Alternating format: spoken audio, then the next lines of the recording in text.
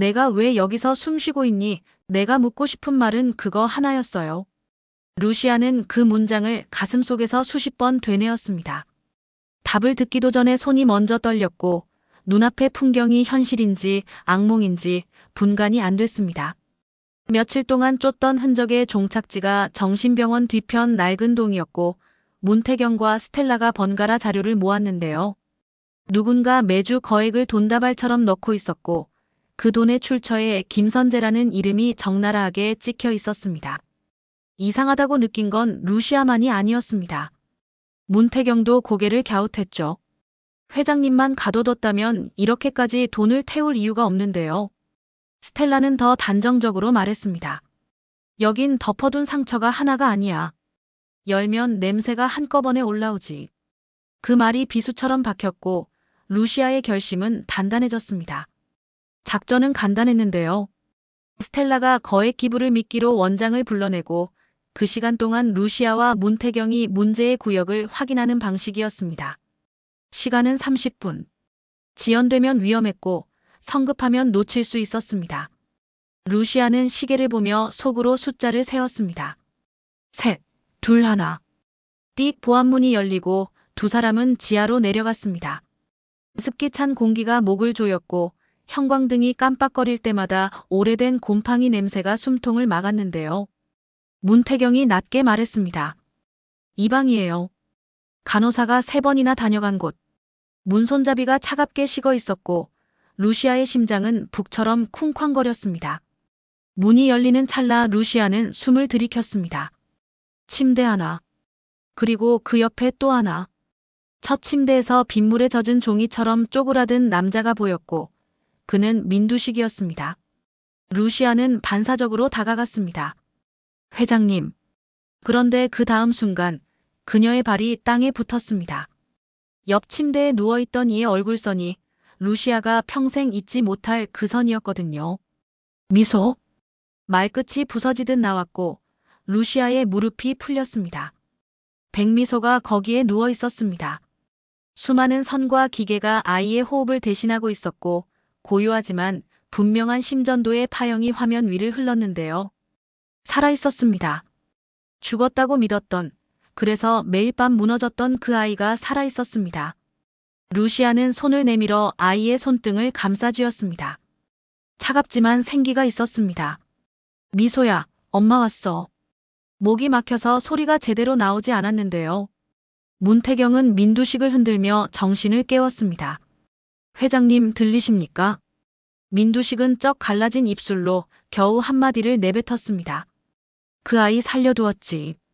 루시아의 눈이 번쩍였습니다. 누가요? 민두식이 힘겹게 고개를 돌리며 한 이름을 뱉었습니다. 김선재. 두 글자에 방 안의 온도가 뚝 떨어졌습니다. 문태경은 이를 악물었고 루시아는 아이의 손을 더 꽉 쥐었습니다. 사람만 있다면 끝까지 데려가겠다고, 더 이상 누구 마음대로 꺼지지 못하게 하겠다고 속으로 수십 번 다짐했습니다. 그때 문 바깥에서 구두굽 소리가 다가왔습니다. 둘은 동시에 고개를 들었고 흰 가운을 입은 의사가 모습을 드러냈습니다. 그는 두 사람을 차분하게 훑어보고는 진료 기록을 확인했습니다. 보호자분이십니까? 루시아가 망설임 없이 대답했습니다. 네, 이 아이의 엄마예요. 백미소의 엄마. 의사는 고개를 끄덕였습니다. 환자는 장기적인 식물 상태입니다. 자바로흡이 어렵습니다. 다만 최근 뇌파는 조금씩 변화를 보이고 있어요. 희망을 완전히 버릴 상황은 아닙니다. 그 말에 루시아의 눈이 흔들렸습니다. 버리지 않는다. 그 한 줄이 그녀를 붙들었습니다. 옮겨 치료하고 싶다는 루시아의 요구에 의사는 손을 내저었습니다. 지금은 위험합니다. 최소 며칠은 안정화가 필요해요. 문태경이 조심스레 거들었습니다. 사장님, 안전이 최우선입니다. 이야기를 끝마치기도 전에 또 다른 발소리가 복도를 흔들었습니다. 이번엔 매서웠습니다. 문이 벌컥 열리고 김선재가 나타났습니다. 시선은 차갑고 입꼬리는 비웃음으로 굳어 있었습니다.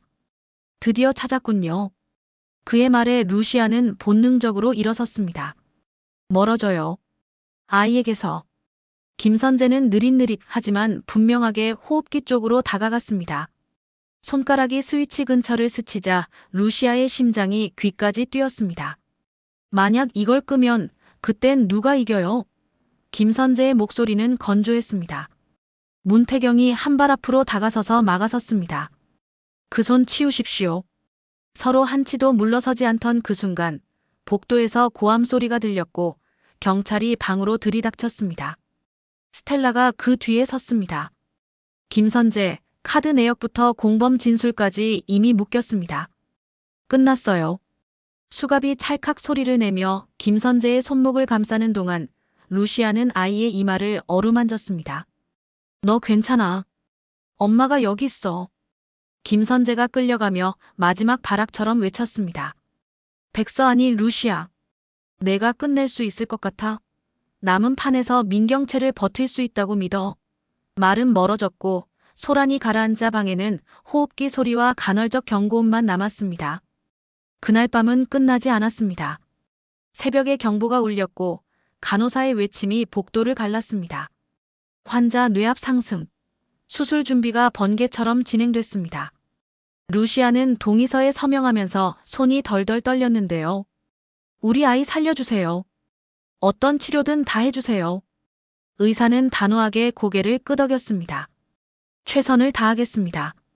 수술실 앞에서의 시간은 이상할 만큼 길었습니다. 문태경이 종이컵에 담긴 따뜻한 물을 건넸지만 루시아는 목을 넘기지 못했습니다. 괜찮아요. 안 마셔도 돼요. 대신 버티세요. 문태경의 말은 과장되지 않았고 그 담백함이 오히려 힘이 됐습니다.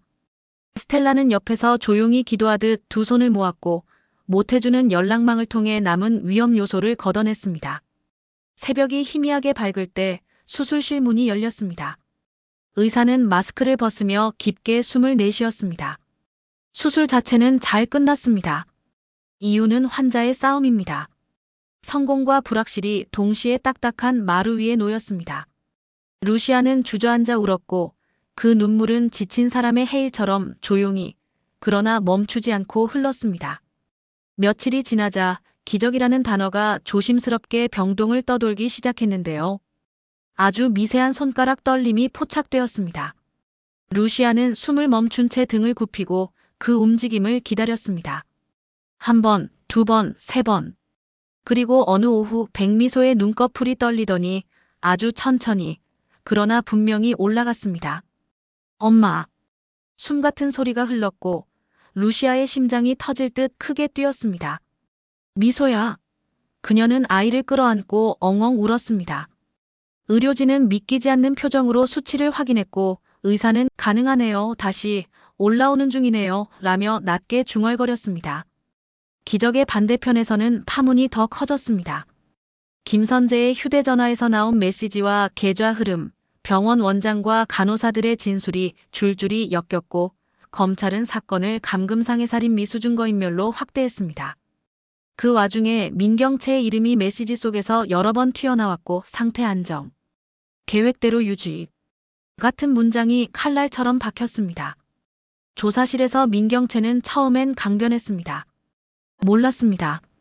그러나 자료 더미가 탁자 위에 쌓이고 간호사 진술서에 직접 확인이 적힌 부분을 읽는 순간 그녀의 손이 덜덜 떨렸습니다. 변호사가 만류했지만 민경채의 입술은 자신도 모르게 진실을 가까스로 밀어 올렸습니다. 그리고 법정. 사람들로 꽉 찬 방청석, 기자들의 셔터 소리가 파도처럼 밀려왔습니다. 피고석의 민경채는 눈을 내리깔고 있었고 증인석으로 백미소가 휠체어를 타고 들어왔습니다. 루시아가 뒤에서 조심스럽게 밀었고 문태경은 방청석에서 둘을 바라봤습니다. 판사가 조용히 말문을 열었습니다. 증인 준비되셨습니까? 백미소는 호흡을 가다듬었습니다. 네. 천천히 말해도 되죠? 그럼요. 백미소는 자초지종을 더듬더듬 꺼냈습니다. 그날 옥상에서 들었던 말, 넌 걸림돌이야라는 낮고 또렷한 목소리, 뒷걸음치다 등으로 받은 충격, 멀어지는 하늘. 그녀는 눈을 감았다 뜨며 말끝을 붙잡았습니다. 목소리는 기억나요. 민경채였어요. 방청석이 술렁였고 판사는 망치를 가볍게 두드렸습니다. 검사가 CCTV 보정 영상을 제시했는데요. 흐릿하지만 실루엣과 동작의 방향성이 읽혔고 텍스트 증거와 맞물려 하나의 장면이 됐습니다. 변호인은 기억의 신빙성을 문제 삼았지만 간호사의 현장 방문 진술과 메시지가 빈틈을 메웠습니다. 루시아는 추가 증인으로 짧게 섰습니다. 목소리가 떨렸지만 어휘는 명료했습니다. 저는 4년 동안 아이의 장례를 마음속으로 매일 치렀습니다. 그런데 알고 보니 누군가 아이를 숨겨놨고 살아있는 걸 보험이라고 불렀습니다. 아이의 생명을 카드처럼 쥐었다 놓았다 했다는 뜻이죠. 그 말이 법정의 공기를 바꿨습니다. 판결은 길지 않았습니다. 피고인 민경채에게 징역 15년. 방청석에서 탄식과 야유 그리고 멍한 침묵이 뒤섞였습니다. 민경채는 고개를 숙였고 그대로 법정 경위에게 이끌려 나갔습니다. 문태경은 눈을 감았다 뜨며 숨을 고르더니 고개를 들어 루시아와 백미소를 바라봤습니다. 밖으로 나오자 늦은 햇빛이 건물 벽에 길게 매달려 있었습니다. 루시아는 백미소의 손을 잡고 낮은 목소리로 말했습니다. 우린 여기까지 왔네, 미소야. 백미소는 힘겹지만 또렷하게 대답했습니다. 엄마, 같이 가요. 더 멀리. 그날 이후에도 문제는 산더미였는데요. 의료 재활 계획, 장기 치료비, 회사 정상화, 남은 소송. 하지만 방향은 분명했습니다. 민강유통은 투명 보고를 내고 내부 감사 라인을 외부로 독립시켰습니다. 문태경은 숫자보다 원칙부터 맞췄고 스텔라는 돈이 흐르는 길에 중간 검문소를 만들었습니다. 못해주는 현장 계약들을 다시 묶었고 직원들은 늦은 밤 서로 등을 두드리며 버텼습니다. 민두식은 구치소에서 조용해졌습니다. 접견실에서 그는 루시아에게 작은 목소리로 말했습니다. 빚을 내 평생 못 갚겠네. 루시아는 고개를 저었습니다. 빚은 갚는 거고 죄는 치르는 겁니다. 둘은 다르죠. 민두식은 처음으로 고개를 끄덕였습니다. 나이 들어 배운 가장 비싼 문장이었습니다. 한편 김선재는 끝까지 발버둥쳤습니다. 그러나 과거의 메시지와 계좌, 병원 인맥이 촘촘히 그를 묶었고 공범 진술이 이어지면서 도망칠 틈이 사라졌습니다. 그는 마지막 진술에서 내가 사랑했던 건 권력이었다고 중얼거렸습니다. 누구에게도 들려주지 못한 자기 고백이었습니다. 백미소의 회복은 더디지만 분명했습니다. 물리치료사가 팔과 다리의 관절을 움직일 때마다 작은 신호들이 스크린에 찍혔고 의사는 날짜에 동그라미를 그리며 오늘은 이만큼이라고 웃었습니다. 루시아는 매일같이 아이에게 이야기를 들려줬습니다. 회사에서 있었던 일, 점심에 무슨 국을 먹었는지, 새로 합류한 팀장이 왜 자꾸 이름을 틀리는지, 사소한 생활의 조각들이 아이의 의식을 다시 꿰매는 바늘처럼 느껴졌습니다. 어느 저녁 백미소가 조용히 물었습니다. 엄마, 나 다시 학교 다닐 수 있을까요? 루시아는 울컥했지만 웃었습니다. 천천히 하면 되지. 서두르지 말자. 문태경은 병실 문턱에 기대 서류를 들고 있다가 슬쩍 한마디를 더했습니다. 입학식에는 제가 사진 찍겠습니다. 흔들리면 다시 찍으면 되고요. 루시아는 그 순간 생각했습니다. 복수가 삶의 전부였을 때는 하루가 칼날 같았는데요. 지금은 하루가 길고 둔하지만 그래서 더 안전하다고요. 회사 복도엔 새 표어가 붙었습니다. 사람 먼저, 이익은 그 다음. 뻔한 말이라며 눈을 굴리는 사람도 있었지만 가장 피곤한 직원들이 먼저 고개를 끄덕였습니다. 이야기의 문을 닫기 전에 하나만 덧붙이겠습니다. 법원 기록 속 장면들과 병원 기록의 숫자들은 과거를 고정하지만 사람의 마음은 매일 업데이트 되더라고요. 루시아는 분노로 시작했지만 책임으로 멈추었고 문태경은 복수로 뛰어들었지만 원칙으로 나왔습니다. 스텔라는 돈으로 길을 열었지만 끝내 사람으로 길을 닫았습니다. 민두식은 죄를 인정했고 민경채와 김선재는 결과를 받아들였습니다. 그리고 백미소. 아이는 아직 완벽히 돌아오지 않았습니다. 그러나 매일 조금씩 돌아오고 있었습니다. 엄마, 오늘은 꿈을 꿨는데요. 바람 냄새가 났어요. 루시아가 미소를 머리끝에서부터 덮듯 껴안았습니다. 그건 꿈이 아니라 내일이야. 우리 내일로 가는 중이거든. 마지막으로 루시아가 속으로만 하던 말을 그대로 옮깁니다. 미소야, 내가 숨 쉬는 걸 보는 게 이렇게 큰 일인지 난 이제야 알았다. 누가 우리를 밀어도 우린 서로를 잡고 일어나는 사람들이다. 그래서 끝내 이긴다. 이제 복수의 불꽃은 꺼졌고 대신 작고 꾸준한 불빛이 켜졌습니다. 그 불빛은 병실과 회사, 그리고 사람들 사이에 나란히 놓여 있었고요. 다음 폭풍이 온다 해도 이 불빛은 쉽게 꺼지지 않을 겁니다. 왜냐하면 이번엔 혼자 들고 있지 않으니까요.